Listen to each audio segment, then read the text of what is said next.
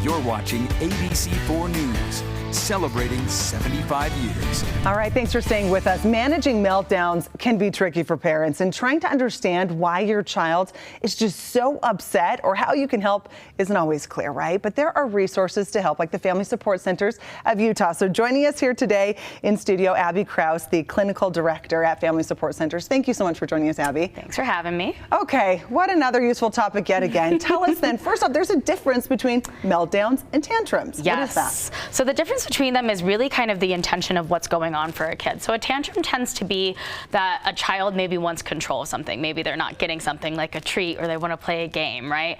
And so in that tantrum, they're really trying to gain control, and oftentimes they'll stop when they see they can't succeed or they get it. Versus a meltdown is really this idea of maybe a child being overstimulated. Maybe something in their environment is overwhelming them, something is going on for them, they're feeling anxious, right? They have two different reasons for why this explosion's happening.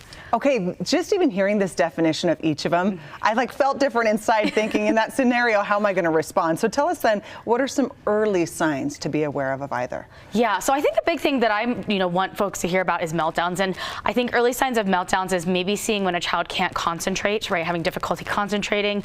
Maybe they're starting to get more irritable. Maybe they're pacing a lot. That might be signs of anxiety or overwhelm. And those are the signs that we're saying, oh man, maybe I need to do something to help calm them down because something in their environment, something in their head is feeling overwhelming for them. It's a little too much. So how do you manage these meltdowns? Yeah, so when meltdowns are happening, one is if we can understand triggers, maybe and early warning signs, maybe we can help them calm down prior to.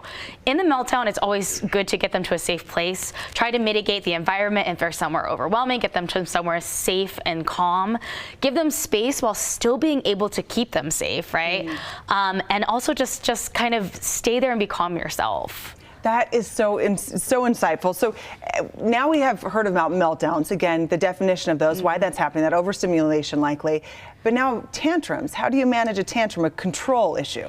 Yeah, so a lot of times when you're thinking about control and tantrums, we often say, I think of it as tug of war, right? It's power and control, right? We don't want to get into a tug of war with a child, right? Going back and forth. And so I often tell parents, literally drop the rope, right? We're not engaging with them. We're not ignoring them. We're being calm, but we're not engaging with this thing. We don't want to really reinforce that behavior that's coming up, right? So you're not wanting to, sometimes even yelling back or doing these things is not reinforcing them. We want to make sure that they're calm, knowing that we're still there, but we're not going to be giving into the behavior of what they're wanting from this control. So Abby, tell us too, because in that moment when you're ready to just like your child is, the benefits of just dropping the rope as a parent. Tell us why it really is impactful. Really, it's impactful. I've seen it happen many times, even in just my own therapy with families. When I see a parent drop the rope, one is that the child, a lot of times we'll see tantrums are going to stop when a child sees that they're not going to get the thing, or this tantrum's not succeeding for them this way, right? Maybe then they're able to start to reason, maybe start to calm down and see like, oh, if I follow this direction or if I do this thing, then I can get this.